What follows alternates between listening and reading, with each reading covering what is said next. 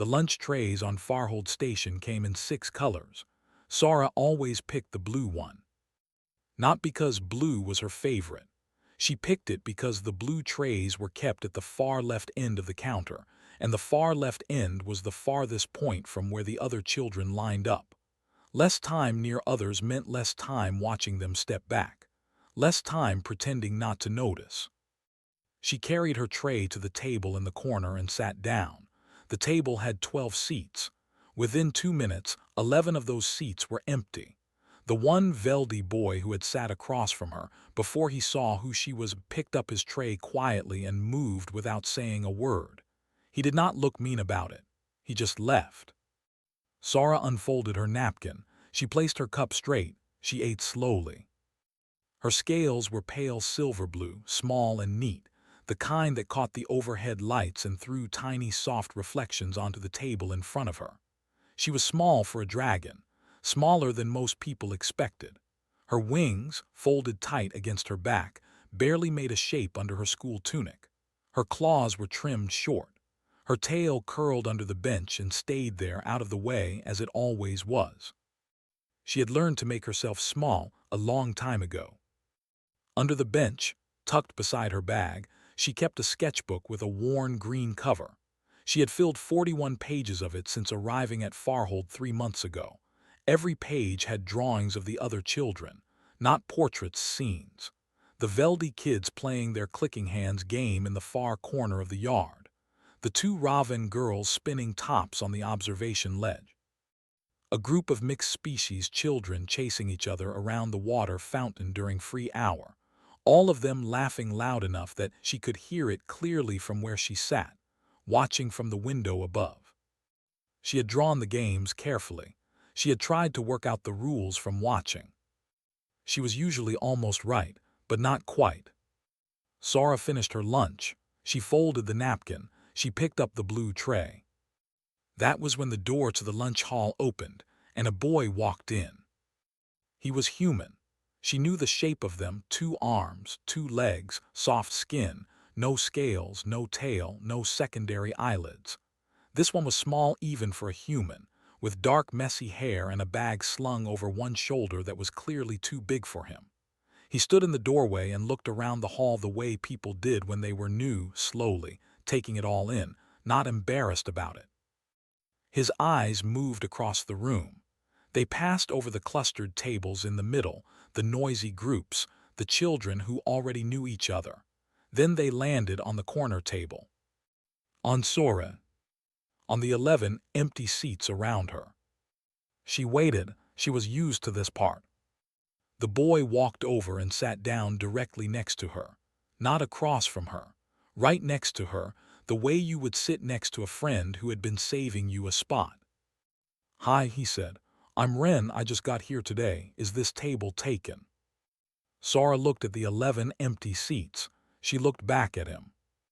"No," she said. "Great." He dropped his bag under the bench with a thud and pulled his tray toward him. He looked at her food. He looked at his food. He picked up his fork.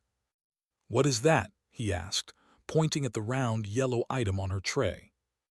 "I don't know," Sora said. "It is sweet. I have been eating it every day, but I have not asked what it is." "Smart policy," Ren said, and tried one from his own tray. He chewed. He nodded.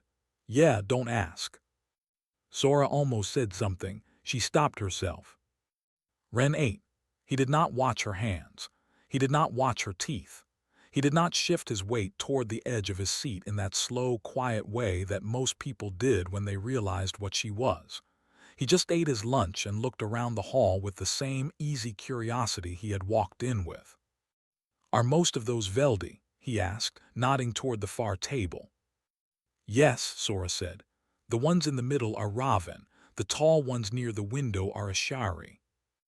"And you're a dragon," he said. "Not a question, not afraid, just checking." "Yes." "Cool," he said. Her cup tipped. She had moved her elbow without thinking. She did that sometimes when she was startled, and the cup went over and cold juice spread across the tray and dripped off the edge.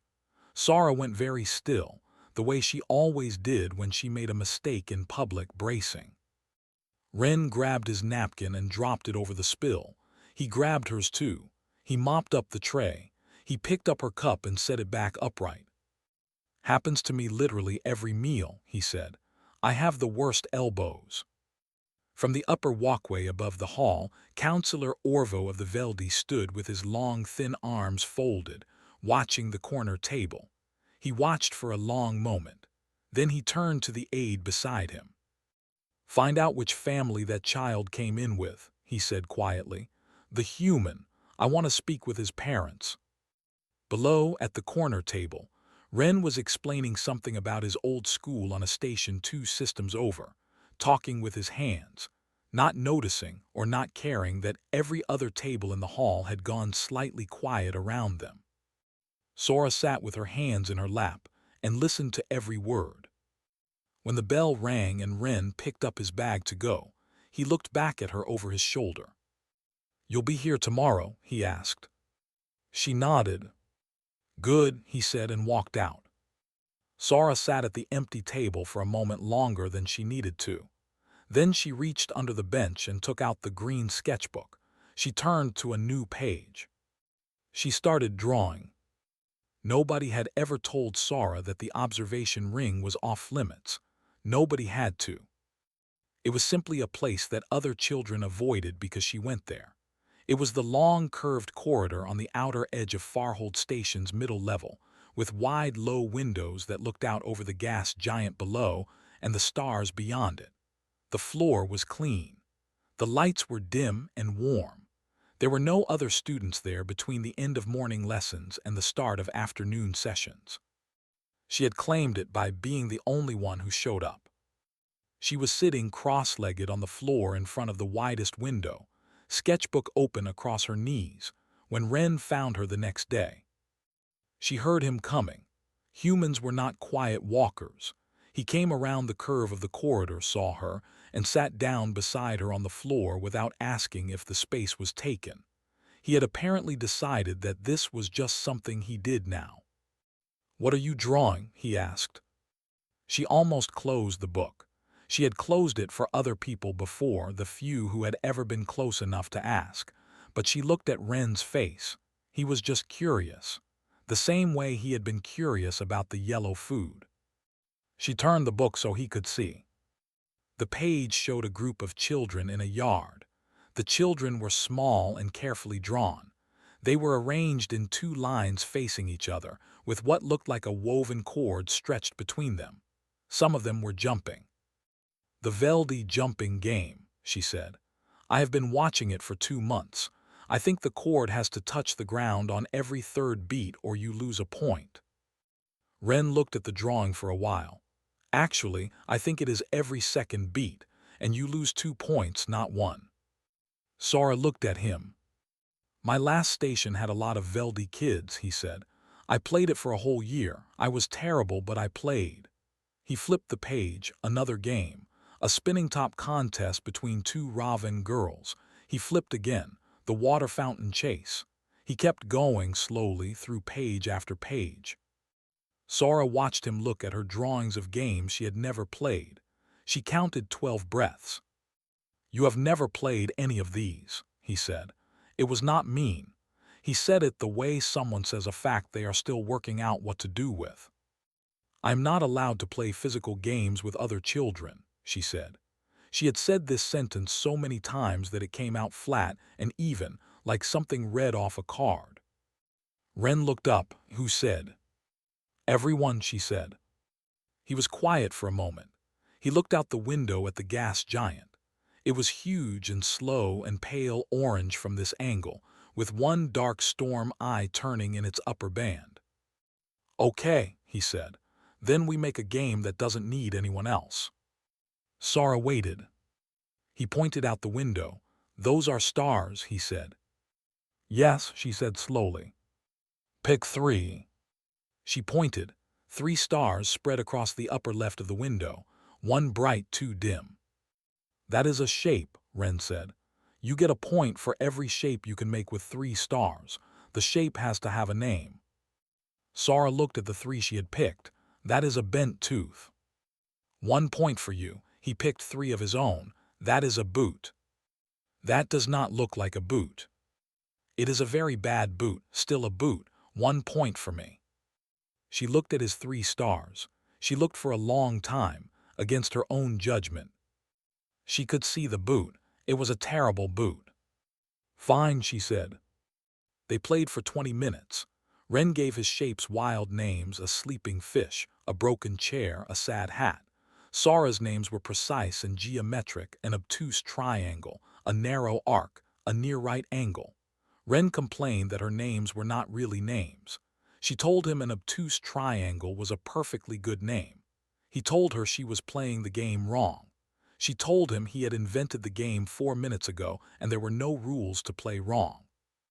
Ren stopped talking. Sora realized what she had just said. She had been arguing. She had been arguing comfortably without thinking, the way she did in her own head sometimes. It had come out without her meaning to let it. She started to apologize. And then she laughed. It came out small and surprised, more like a breath than a sound. She clapped one hand over her mouth. She looked sideways at Ren. He was grinning. Obtuse triangle, he said, like it was the funniest thing he had heard all week. She laughed again. This time she did not stop it. From the entrance of the observation ring around the bend of the corridor, Bryn stood very still. He was a large dragon, old and broad, with dark gray scales and tired eyes. He had followed Sora here every day for 3 months, always staying out of sight, always watchful. He watched the 2 children argue about star names. He did not step in. He did not announce himself. After a while, he sat down against the wall of the corridor and waited. And for the first time in 3 months, the tight, watchful knot in his chest loosened just slightly. When the bell rang for afternoon lessons, Ren picked up his bag and stood. He looked down at Sora. "Same time tomorrow," he said. Sora thought about the 11 empty seats at the corner table. She thought about 41 pages of games drawn from windows. "Yes," she said. She opened the sketchbook to a new page on the way back to the hall. She drew 2 small figures side by side in front of a wide window. Outside the window she drew 3 stars, badly, the way Ren had pointed to his boot. It was not precise. She left it that way. The play yard was loudest in the free hour between the 2nd and 3rd study sessions. Every species had a different idea of what free time sounded like, and when they were all in the yard at once, the result was something between music and a small storm. Sora sat on the low bench at the yard's east edge. She had her sketchbook.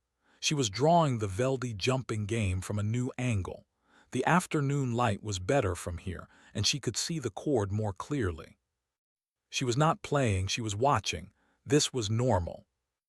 What was not normal was that Ren was in the middle of the yard, in the middle of the Veldy game, trying to jump in time with the cord. He was still terrible at it. He was also laughing, which seemed to make the Veldy children laugh too, in their clicking way, which made him worse at the jumping, which made them click harder. Sora watched this and felt something complicated. Then a Veldy boy on the far side of the yard tripped. It was a small trip over nothing, a seam in the floor, maybe his own feet. He stumbled forward, arms out, and went down hard on both knees. His toy, a flat spinning top that all the Veldy children carried, flew from his hand and skidded across the yard floor. The top slid to a stop directly in front of Sora's bench. She bent down and picked it up. Then she stood and walked toward the boy, who was sitting up and looking at his knees. She crouched down in front of him to hand him the top. The yard went quiet. She did not notice at first. She was watching the boy's face to make sure he was not badly hurt. His knees were scuffed. He was not crying from pain. But then he looked up at her face, at her eyes, at her teeth, at the fact of her, and he went very still, and the sound behind her dropped to nothing, and she understood. She was crouching over a Veldy child. In the silence of the yard, that was a sentence that wrote itself.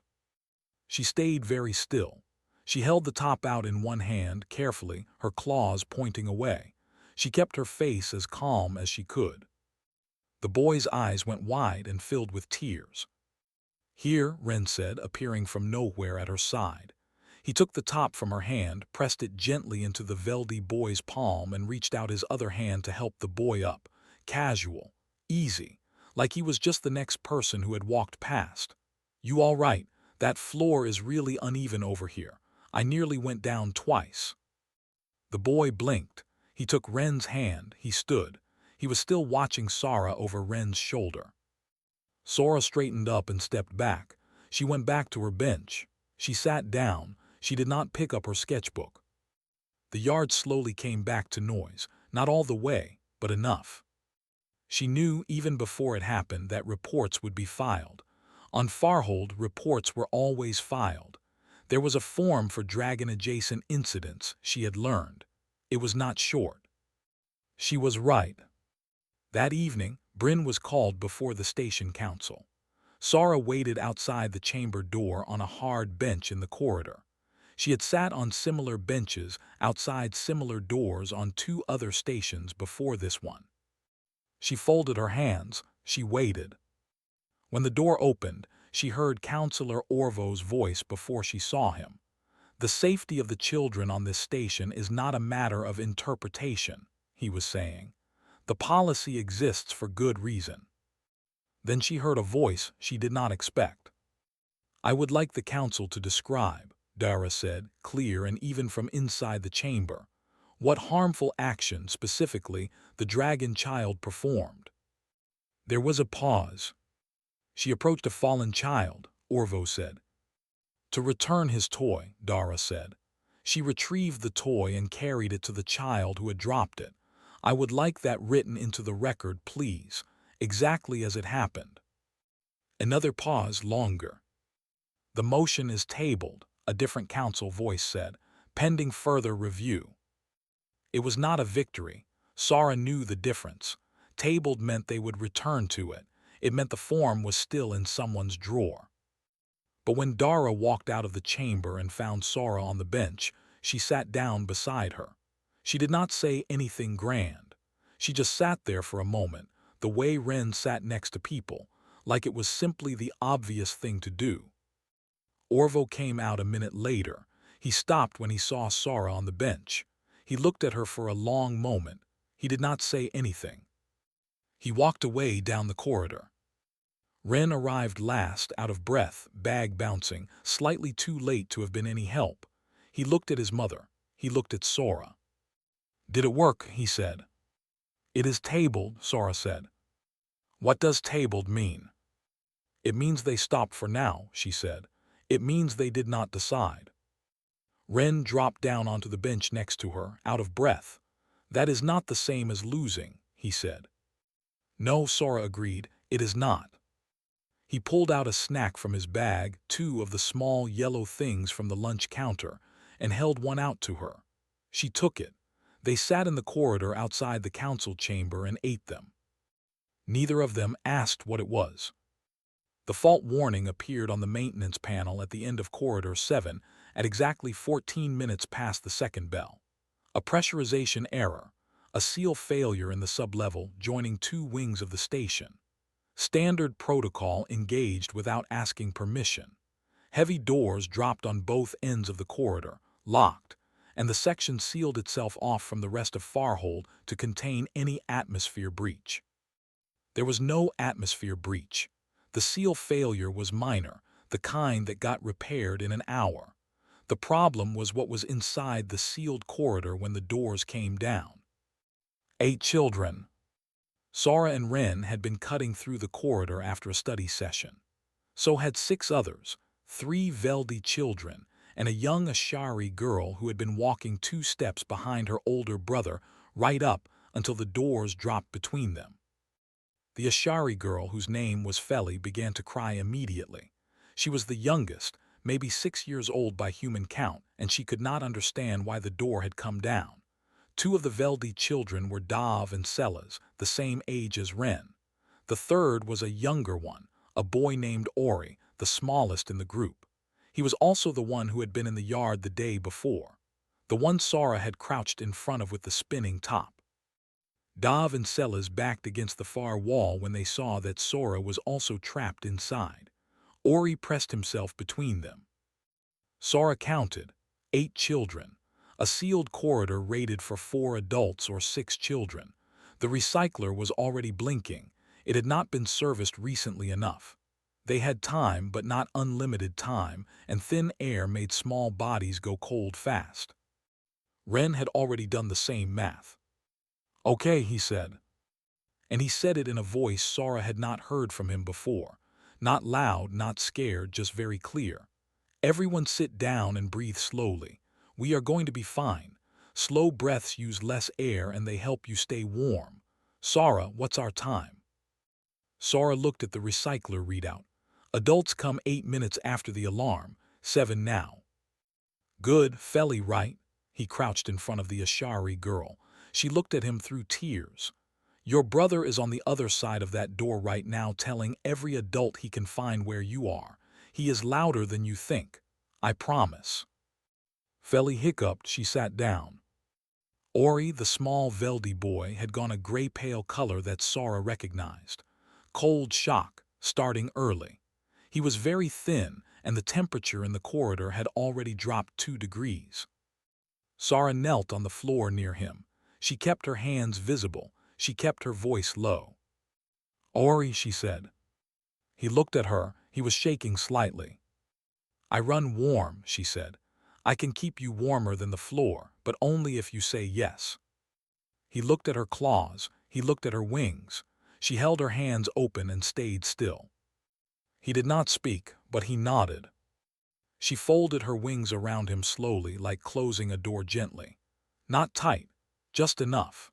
The warmth she put out was steady and even, the kind that came from deep in a dragon's frame, the kind that did not go cold.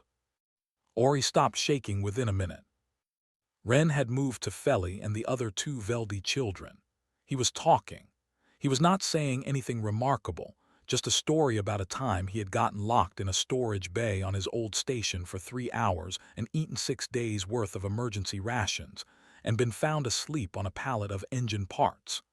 The story was funny and mildly embarrassing and entirely true. He told it slowly and kept his voice easy and warm. Dav stopped watching the door. Sellers leaned in slightly to hear better. 6 minutes 5. Sora sat with Ori inside the shelter of her wings and breathed slowly so he could match her pace. His color was coming back. Feli had her head against Ren's shoulder and was no longer crying, just hiccuping quietly, which was almost nothing. When the repair team cut through the door 4 minutes later, ahead of schedule because the Ashari boy had been, as Ren predicted, extremely loud. The first thing they saw was 8 children alive, all seated, 2 of them asleep against the corridor wall, and a small silver-blue dragon in the middle of the group, with a young Veldy boy folded quietly inside her wings. A medic began a scan. Ren stood up and immediately started trying to explain to the repair supervisor that the recycler in the corridor was past due for service, and could someone make a note, because it would have been a serious problem in another 20 minutes. Ori looked up at Sora from inside her wings. He had the round, clear eyes that young Veldy had before their secondary lids came in. "You are warm," he said. It was a simple thing to say. He said it like new information that had replaced old information, like something had been filed away differently. "Yes," Sora said. She let him go carefully. He stood. He looked at her for one more moment. Then he reached out and took her hand to walk to the medic. Sora looked down at his small hand in hers. She walked with him. Behind her, she heard Ren finishing his explanation to the supervisor. "The third light on the panel, not the second. There is a difference, and it matters." In the same clear, patient voice, he had used to hold 8 children together in a sealed corridor for 7 minutes. Nobody on Farhold had ever heard that voice from a human child before. Most of them did not know what to do with it. They would figure it out eventually. The incident report from the sealed corridor was 14 pages long. Orvo had read the whole thing by early morning. He had read it twice. The second time he went slower on the section that described the recycler failure, the temperature drop, and the recorded body temperatures of all 8 children at the time of rescue. He sat with it for a while. Then he went to the medical bay. He had not told his aide where he was going. He had not brought anyone with him. He walked through the quieter corridors of the station in the early hour before lessons, when most of the children were still in the family quarters eating breakfast, and he stood outside the medical bay door and looked at the name on the check-in panel. Sara still under observation, routine, no injury. He went in. She was sitting up on the observation bed, sketchbook open across her knees. She looked up when he entered. She looked at the door behind him. She looked back at him. He sat down in the chair across from her. He folded his long, thin hands. "Were they afraid of you?" he asked, "while you held them?" Sara looked at him for a moment. "Dav and Sellers were," she said. "At the start.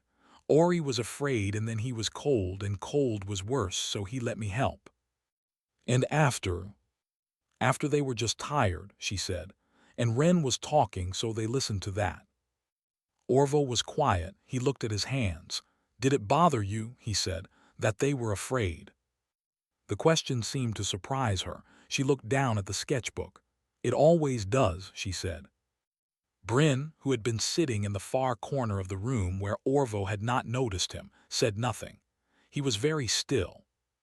Orvo stayed for a few more minutes. He did not apologize. He was not built for that, not easily, not quickly. But he stayed, which was something different from what he had done before, and Sara seemed to understand that. When he left, he found Dara in the corridor outside. She had a cup of something warm, and she was not surprised to see him. She had been a diplomat long enough to recognize the look of someone who had come to a room they did not usually visit. "How do you do it?" he said. She waited. "How do humans decide to sit next to something that could hurt them?" He said it plainly, without making it an insult. He was genuinely asking.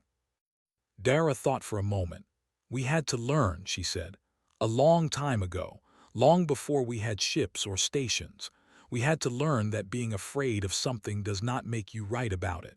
We got it wrong many times first." "You still get it wrong," Orvo said. "Yes," she agreed.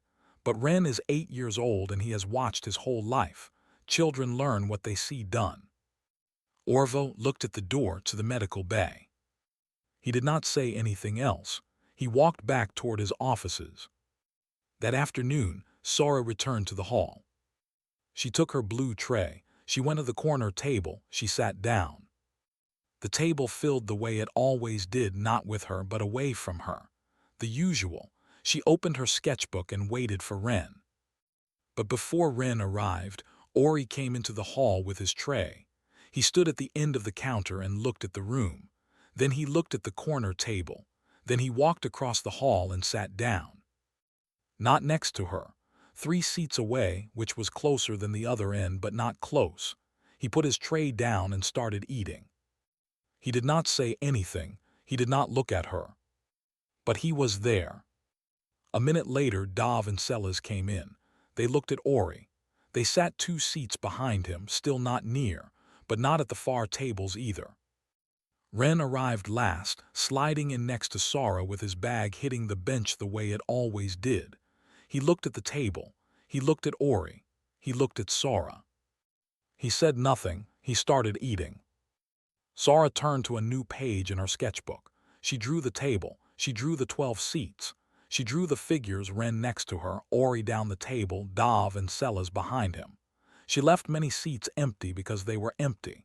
But she drew the empty ones differently, not as blank space, but as chairs, real chairs with shape and weight. Seats that existed. Seats that could be filled. At the far end of one row, she drew one seat differently from the rest. She put a small mark on it, a 5-pointed star, like the stars outside the window, not filled in, just outlined. Saved. She did not know for who. She left it that way. In his office at the end of the day, Orvo pulled up the incident file on his screen. He scrolled to the classification field at the bottom of the report. The field had been auto-filled by the intake system, the way it always was when a dragon was involved. Threat proximity event. He looked at it for a long time. He changed it. He typed 2 words, protective response. He filed the amendment. He closed the screen.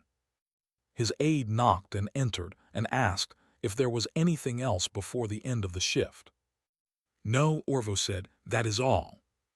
He meant more than the paperwork. He was not sure yet how much more. But the word was filed now, and words filed in records were harder to take back than words said out loud, which was why he had written it there first. The last day of the term on Farhold Station began the way last days did, with no real lessons, no study schedules, and a free afternoon that stretched from after the midday meal all the way to the family dinner hour. Every child on the station knew about the free afternoon. They had been counting toward it for 2 weeks. The play yard on the middle level would be unsupervised, open to all species, all ages, all noise levels, and no one would be handing out incident forms. Sora stood at the entrance to the yard and watched it fill. The Veldy children came in a group, clicking with the particular high energy that meant they were planning the jumping game. The Raven girls were already spinning tops in the far corner, their feet tapping a rhythm on the floor that Sora had spent 2 weeks drawing from a window. The Ashari siblings, Feli and her brother, were chasing each other in a loose circle near the water fountain, Feli's small arms wide as if she was pretending to fly. It was very loud, it was very full. Sora stood at the edge and did what she had always done. She took in the scene, she noticed the details, she stayed out of the way. Except Ren was not letting her do that today. He was in the middle of the yard, already inside the half-formed circle of the Veldy jumping game, waving at her with both arms like she was late for something scheduled. Like her arrival was the thing the afternoon had been waiting on. She shook her head once, small shake. He waved harder. Then Ori stepped out of the group. He walked to the edge of the circle, the same way he had crossed the lunch hall 3 seats at a time, and he looked at her. "Do you want to play?" he said. Sora opened her mouth. She said what she always said, the sentence she had memorized, the one that fit the situation, the one that kept things smooth and safe. She had it ready. "I am not," she started. "We are asking you," Ori said, "so you are allowed." There was a long, quiet second. Dav and Sellers were watching from inside the circle. Feli had stopped her running and was looking over. The whole yard had not gone quiet. It was still loud, still spinning and clicking and tapping, but a small section of it was waiting. Sora walked into the yard. The game was fast and it had rules she mostly knew from drawing it for 3 months, and the 2 rules she got wrong Ori corrected without stopping play, the same way you tell someone they are holding the rope upside down. Practical, not mean. She was fast. She had not thought about being fast in a game before. She had thought about being careful, being small, being out of the way. But the game did not need careful, it needed quick, and she had quick, more of it than she expected, and when she caught a point on a difficult jump, Ren made a sound like the roof had come off the station. She tagged someone. She tapped them, soft, claw ends in, the way she touched everything she was not sure about. The child, one of the Raven girls who had wandered over from the spinning tops, looked at her hand, and then at her face, and then kept running because being tagged meant you were now chasing someone else. That was it, that was the whole thing. Bryn was on the upper walkway. He had been there since the yard opened. He was always there, at every yard, on every station, standing with his arms folded, and his eyes moving from Sora to the nearest exits and back again. Bryn had been doing this for 4 years, on 6 different postings, and he had never once sat down during free hour. He sat down. He leaned against the railing and watched the game below, a small silver-blue dragon in the middle of a circle of children from 4 different species, fast and bright and out of breath, being chased, and he exhaled slowly. It was the exhale of someone who has been holding a breath for a very long time. Counselor Orvo was not supposed to be passing the play yard at this hour. His route to the eastern offices took him through the administrative corridor on the level above, but a maintenance detour had redirected him through the middle level, and the play yard was the shortest path through. He stopped at the yard's entrance. He watched for a minute. He watched a dragon child get tagged, spin around, and chase Ren with her wings flared slightly for balance, which was technically unfair since wings helped you turn, and which was also the funniest thing the watching children thought they had ever seen, and the noise they made said so. Orvo looked at his aide. The aide said nothing.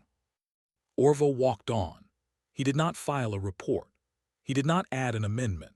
He just walked to his offices and sat down at his desk and thought about what Dara had said, children learn what they see done, and thought about Ori crossing the lunch hall 3 seats at a time, and thought about how slowly things moved when you were waiting for them but how fast they happened when you turned around.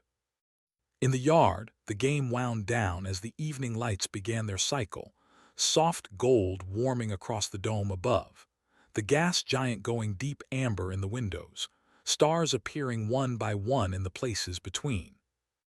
Sora and Ren found the bench at the east edge of the yard and sat down. She was out of breath. He was worse.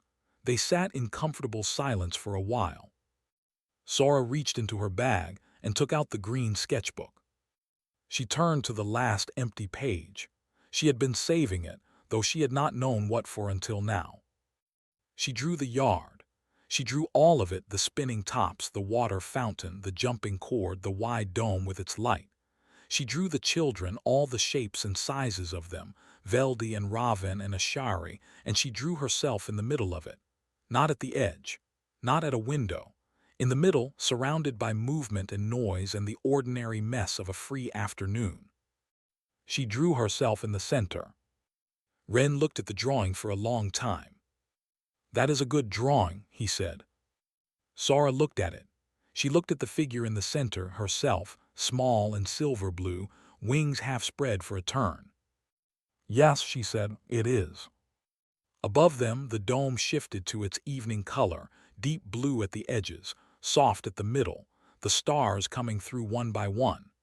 They sat at the edge of the yard, and the sounds of the station settled around them, distant and familiar, the kind of noise a place makes when it is simply going on living.